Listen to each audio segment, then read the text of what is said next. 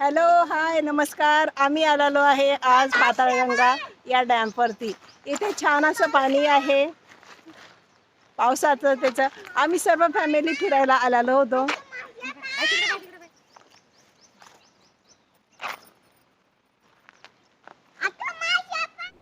कृष्णा नदीजवळ श्रीशैलम येथे पाताळगंगा हे ठिकाण आहे.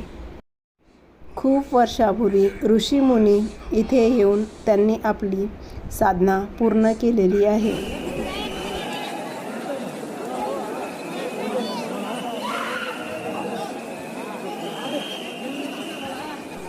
कृष्णा नदीचा उगम महाबळेश्वर इथे होतो. ही नदी महाराष्ट्र, कर्नाटक, तेलंगणा, आंध्र प्रदेश या ठिकाणातून वाहते.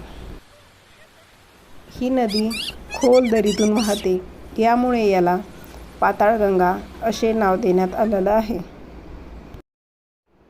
असं म्हणतात की पाताळगंगा इथे स्नान केलं तर बरेच जे काय आपले त्वचा रोग आहे ते नष्ट होतात. पाताळगंगाला खाली जाण्यासाठी मार्ग आहे. तिथे जाण्यासाठी 600 पायऱ्या आपल्याला उतरावे लागतात आणि ज्यांना कुणाला एवढ्या मोठ्या पायऱ्या उतरणं हे पॉसिबल नाही आहे, त्यांच्यासाठी इथे रोपवेची सुद्धा व्यवस्था केलेली आहे. आणि उन्हाळ्यामध्ये जेव्हा पाणी कमी राहतं तेव्हा इथे डायरेक्ट गंगेपर्यंत आपली गाडीसुद्धा जाते. पाऊस चालू असताना इथलं वातावरण खूप सुंदर दिसतं. यामध्ये एक ऐतिहासिक कहाणीसुद्धा दडलेली आहे.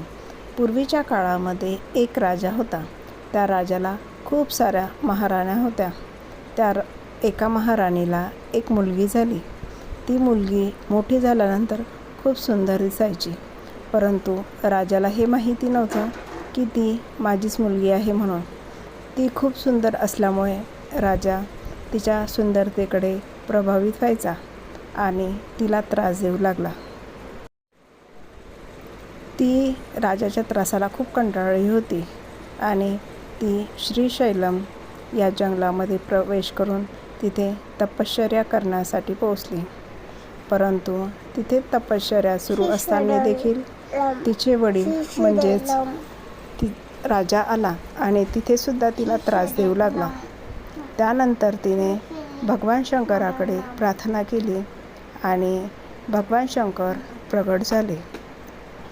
त्यानंतर त्यांनी रागामध्ये राजाला शाप दिला की राजा, तू या क्षणी एक दगड होशील आणि हा दगड पाताळगंगेमध्ये प्रवेश करून हिरव्या कलरचा दगड होशील.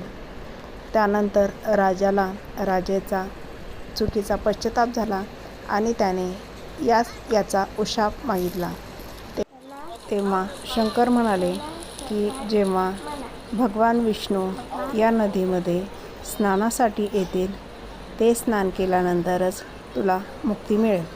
तोपर्यंत तू असाच फिरत राहशील. तेव्हापासून या नदीतले पाणी हे नेहमी हिरव्या कलरचे असते. तुम्ही जर आंध्र प्रदेश या राज्यामध्ये फिरायला आलात तर श्रीशैलम येथील पाताळगंगाला नक्की भेट द्या. आणि तुम्हाला हा व्हिडिओ कसा वाटला हे कमेंटमध्ये नक्की सांगा.